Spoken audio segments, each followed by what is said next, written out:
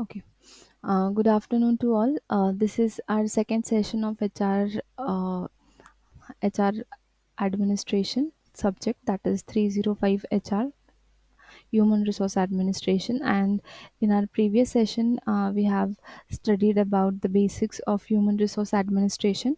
We'll take a quick, we can say, we'll take a quick this thing revision of the things that we have done in past, and we will start with our today's session.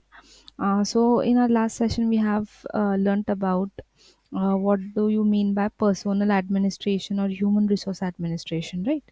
So there are different terms such as personal or staff management, or personal administration, or labor management, or manpower management, or employee relations, or industrial relations, etc., which are usually used interchangeably. But the phrase staff executive, or in charge of personal management or personal administration, has been variously designated, reflecting the changes in status and functions. Okay, so we have already seen in our previous session that what does the personal administration mean. So it is nothing but it is a combination of partly work of employee relation, work related to personal management, and work related to industrial relation. So when these three terminologies comes together, we can say that we are a part of personal administration. I hope all are getting this. Okay, see, we have already seen the basics of personal administration, or you can say human resource administration. So today we are going to do the objectives of personal management. Okay, so now let us see. So one of the principles of management is that if all the work performed in an organization should be in some way, or directly or indirectly, contributed to the objectives of that organizations. So this means that the determination of the objectives, or the purpose, or you can say the goals, is of prime importance, and is the solution, you can say, to most of the management problems. And hence objectives are determined ends, or you can say goal, at which individuals or group activity in any organization is aimed at. So the formulation of an objective is very necessary for many reasons. Like human beings are goal oriented, so they should be known about the goal or the purpose they have to do, so that they can work accordingly and invest their work time so as to complete or achieve the set goal. Then objectives also serve as a standard against performance measuring of any of the employee. You can judge the person upon it, means his work upon it. Then you can say goal setting and its acceptance by the employee also promotes voluntary coordination and cooperation while working. Or you can say it is kind of self regulation that can be seen if the employees are aware about the organization goals, right? Then the objectives also stand out as a guideline for organizational performance. Like it will help you to set the pace for every action by various employees in their given area of work. So in this way, the goal setting is of very important aspect, or you can say is of very much importance for from organization point of view in multiple or various ways. Okay, so when we are talking about the objectives of personal management, there it can be divided into two parts, like primary objectives and the secondary. So when we are talking about the primary objective, in the very first instance, it is related to the creation and distribution of some kinds of goods or services. So the personal department, just a second.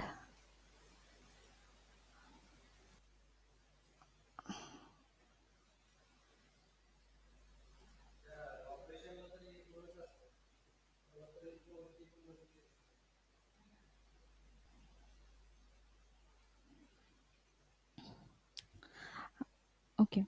Then the other the prime talking about the primary objectives, it's like, um, For first of all, when we are talking about the primary objective, it is at first instant it is related to creation or distribution of some of the goods or services.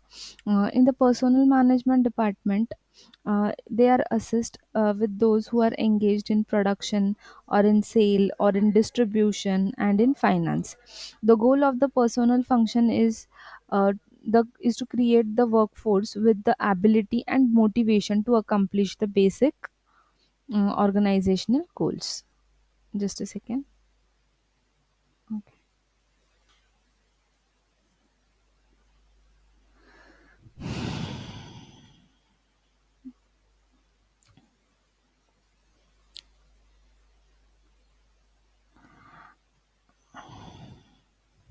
Okay. Then, secondly, they are very much related to satisfaction of the personal objectives of the members of an organization through monetary and non-monetary devices. So, monetary objectives include like profits from the owners, then salaries and other compensations for executives or executives wages and other compensations for employees, or rent for the land owners, and interest for shareholders or stockholders. Okay. And talking about the non-monetary objectives, so in non-monetary objectives they include like prestige, recognition or security for their job, then status or some other psychic income. Okay, so this kind of things are responsible for getting employed satisfied in the way of non-monetary objectives.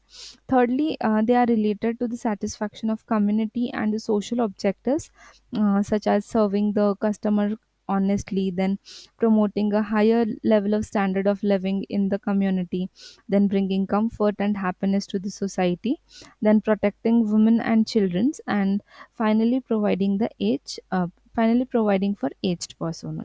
So in this way the primary objectives are there.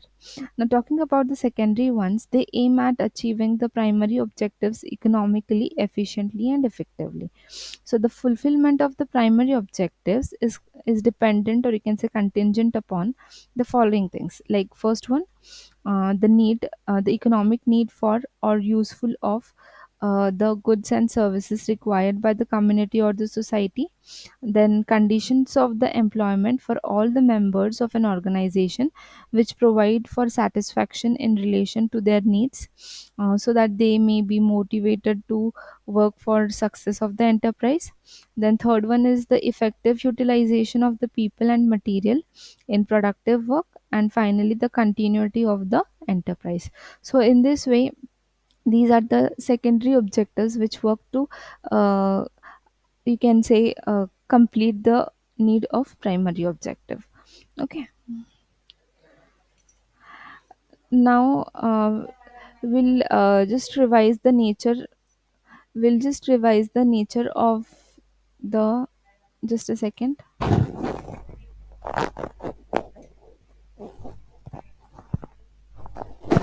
Okay. Now talking I'll we'll just revise the nature that we have learned previously, the nature of the this thing, human resource administration.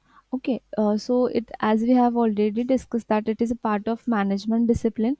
That means it's not only a field related to HRM, but it is a actual part of management discipline. Then it is having universal existence, that is it is present in all the enterprises you see, and it works at different levels in the organization. Then it is concerned with the people, obviously it being from the part of human resource department. It is linked with people as an individual and as a group both. Okay, and it is somewhere related to people getting reward for getting motivated for and improving the productivity of the employees. Then finally it is also, you can say, as action oriented, because it focuses on attention on action. Okay, rather than just keeping up of the records and the inputs in the form of numbers and quantity, it more focuses on the action orientation of the job, so that the actual result or outcome can be seen. So written procedures or rules are also the part of it. Then the problems of the employees are also solved through these kinds of rational policies, which are the part of procedures and rules of the handbook. Then it is directed towards achievement of the objectives, means whatever the objectives decided by the organization, it is working towards it, so that it can utilize various tools and techniques that are available, and try to take forward the work of the organization towards the set goals of the organization, so that organization will work effectively. Then it is an integrating mechanism. That means HRM tries to build and maintain cordial relationship with people working at the different levels in the organization. It also tries to integrate human assets in the best possible manner for achieving the goals. Means it is continuously working between for the relationships of the employees and the employer, and at the very different levels in the organization. Also, it is taking efforts so that uh, the human resource available in that organization will be best utilized,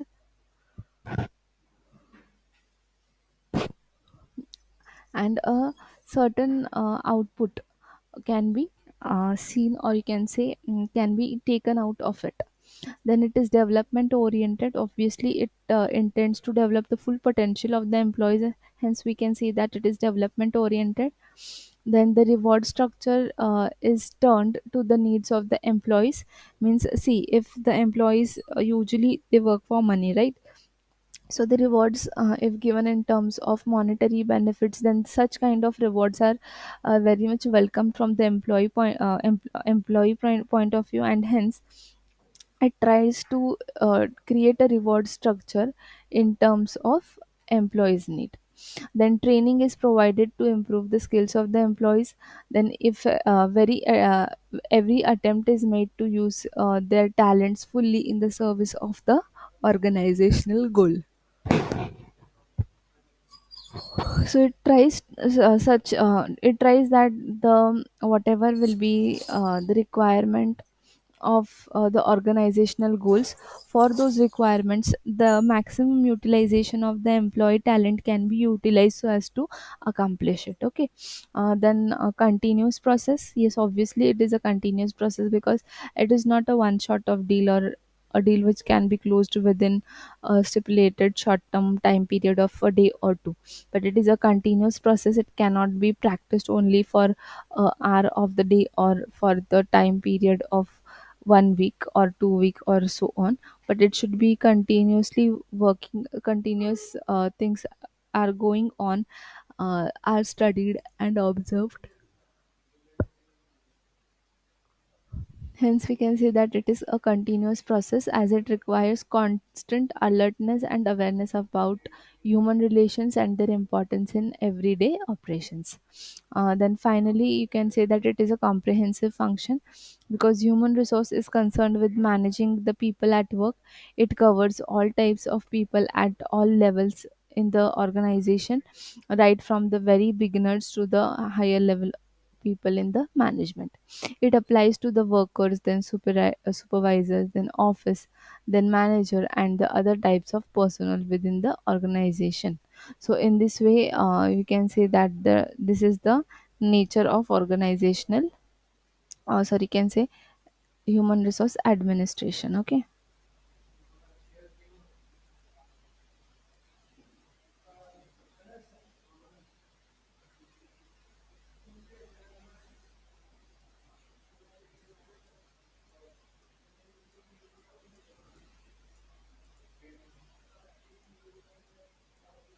Okay. Next is the scope. Now, talking about the scope, the overall purpose of human resources to ensure that organization is able to achieve success through people, because people are the ultimate resources that are being used in the organization, so as to run it, so as to uh, make them work in the department that are already set up, like for the like what right now we are doing human resource administration department, or you can say various functional departments that operate in the that operate for those purpose. We can say human resource are very necessary, and it ensures that the organization is able to achieve success through these uh, recruited people.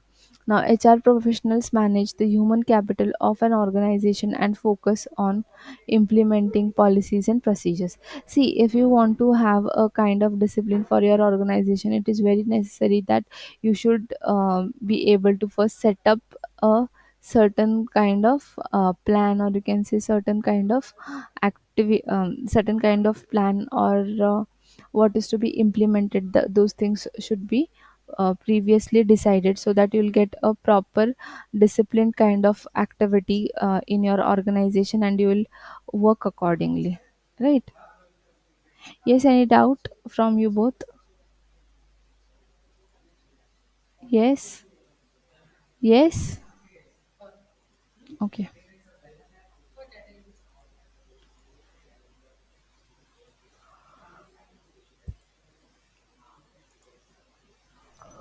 Okay. Human resource capital of an organization focuses on implementing the policies and procedures, and it is a kind of way by which you can bring discipline in your society, or means, or you can say in your organization. And discipline will always help you to create and maintain the organizational aura in your organizational environment. So in this way, along with that, the scope also exists in various other parts, like policies, procedures, then handling of legal department, handling of personal management departments, which comprises of you can say human resource department, and then various other departments that are available in the organization. So it is very necessary that you all should think and work towards it, right? Then the scope also is related to this thing, the industrial relations, means handling of end-to-end industrial relation related procedures, like uh, working on ESIC, then gratuity, then various other industrial relation related acts which are applicable to the organization. All such kind of work is also done by it. Okay, so in this way, the in this way, the scope of human resource administration has a wide, you can say, area in which it operates. It also takes care of the policies and procedure documents, the policies designed for the organization.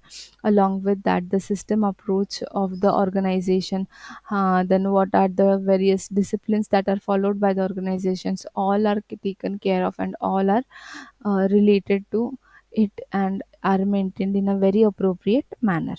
So, in this way, the scope of the human resource administration spreads wide and helps to work with it. Okay, so this is all about the scope. Just a second, I'll move towards the next point.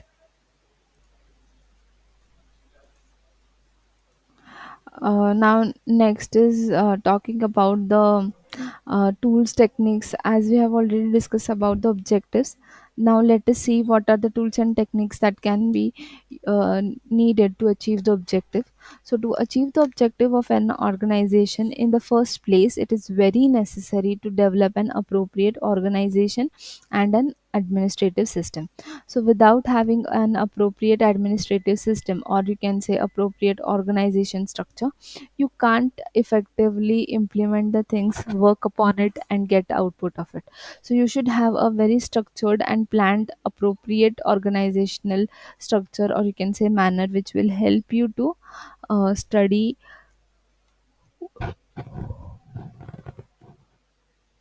what is going on in the organization, and what and receive inputs from various departments.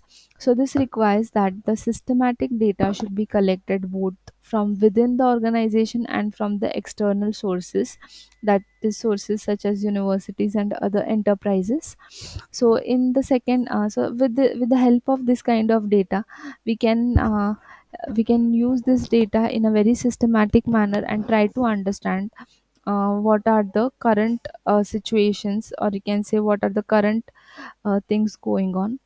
Then, in the second place, there must be a periodic review of administrative practices in the organization and of the change made whenever necessary. So, in the third place, the personal management. In the third place, the personnel manager should assume the responsibilities of attaining the requirements of his enterprise and also those imposed upon it by environmental changes. So, in this way, the various this thing can help the organization. Tools and techniques helps the organization to achieve its success. Okay. Now, talking about the structure, various kinds of structures are available related to human resource administration, depending upon various organizational setups. These structures vary. So, I'll just move to the page and take the point from there.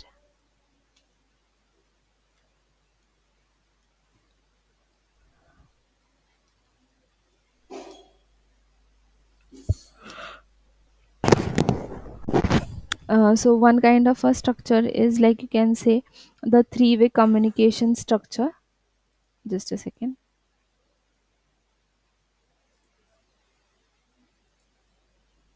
Okay.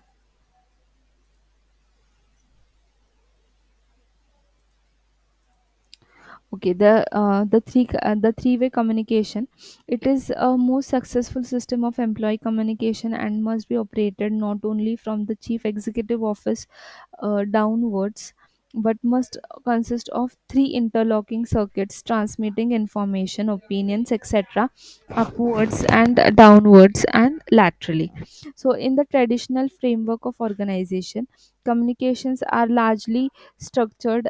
They go through authorized channels, and here the lines of authorities also become the lines of communication for information.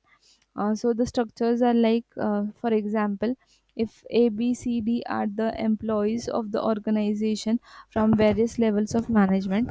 Say, for instance, A is the employee working at the higher level, and C, D, E are working at the compared to them at a lower level. Then the organization structure is like, A is working as at the top of the organization as a head. Below it, two subheads are operating, that are B and D, and finally, again, two employees are starting there. Those are C and D. So, in this way, this kind of structures are utilized so that you can more easily study the organizational environment. Then the second is about downward communication, upward communication, then lateral communication. So these are different kinds of again communications that are practiced in the organization.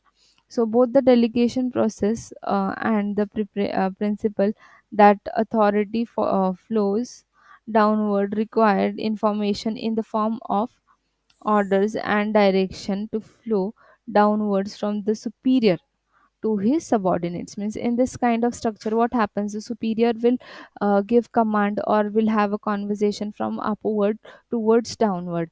Downward is nothing but towards the employee. Okay. They require action to be initiated by the subordinates, and they'll just direct, but the actual action to be taken or actual output, it is expected from the this thing employee. Fine. Now next is about the upward integration or upward communication. So a manager wants to know what was happened when he therefore needs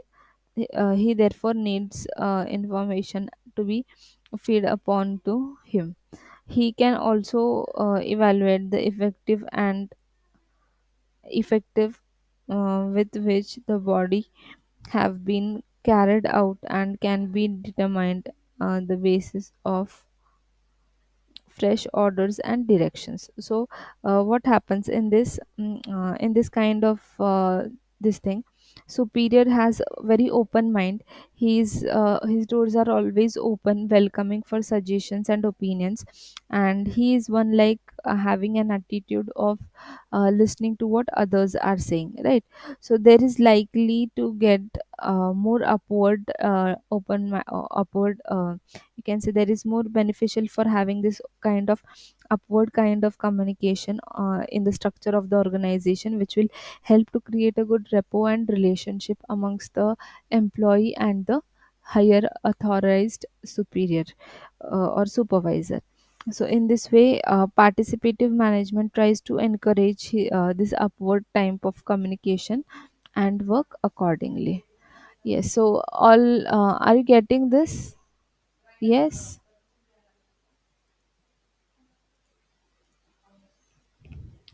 Okay. Then next is the lateral communication. So traditional management theorists emphasize that the executive coordination responsibility is much one kind of helpful kind of communication or structure. They therefore stretch vertical communication flow and did not elaborate on horizontal communication. Means right now what we were thinking in the same way. Means there will be one head, suppose A, under him there will be two heads working like B and C, and again B and C, again there will be three to four people working. So in this way the work goes on. Okay.